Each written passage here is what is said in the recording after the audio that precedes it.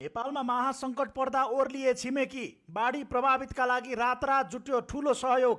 25 अर्ब दिने विश्व बैंकको आश्वासन। चीनले नगद र भारतले जिन्सी सहयोग गर्ने।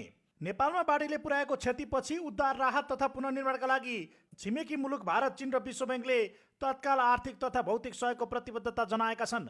सरकारले आज बसेको मन्त्री परिषद बैठकबाट रसुवा, नुवाकोट र धादिङका बाढी प्रभावित पालिकाहरूलाई विपद सङ्कटग्रस्त क्षेत्र घोषणा गरेसँगै वैदेशिक सहयोग जुटाउने औपचारिक बाटो खुलेको हो। बाढीको खबर सार्वजनिक भए लगतै बिहान 10:30 बजे विश्व बैंकका नेपाल निर्देशक डेभिड सिसलेनले अर्थमन्त्री डाक्टर स्वर्णिम वाग्लेसँग सम्पर्क गरी विभिन्न स्रोतबाट आपतकालीन सहयोग स्वरूप रु 25 अर्ब उपलब्ध गराउन सकिने जानकारी दिएका छन्। यसै गरी दक्षिणी छिमेकी भारतले तत्काल आवश्यक राहत सामग्रीहरूको सूची पठाउन नेपाल सरकारलाई आग्रह गरेको छ। परराष्ट्र मन्त्री शिशिर खनालका अनुसार प्रधानमन्त्री तथा अर्थमन्त्रीसँगको समन्वयमा भारतीय सहयोग सामग्री आजै काठमाडौँ ल्याउने तयारी भइरहेको छ।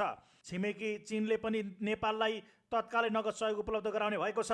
चिनिया राजदूत जाङ माओमिङले रकम हस्तान्तरणको प्रक्रिया सुरु गर्न अर्थमन्त्री मार्फत सरकारलाई आग्रह गरेका छन्। छिमेकी राष्ट्रहरू र दात्री निकायको यो उदार प्रतिबद्धताप्रति आभार व्यक्त गर्दै अर्थमन्त्री डाक्टर वाग्लेले अन्तर सरकारी समन्वय गरी सहयोगको मोडालिटीबारे छलफल अगाडि बढाए।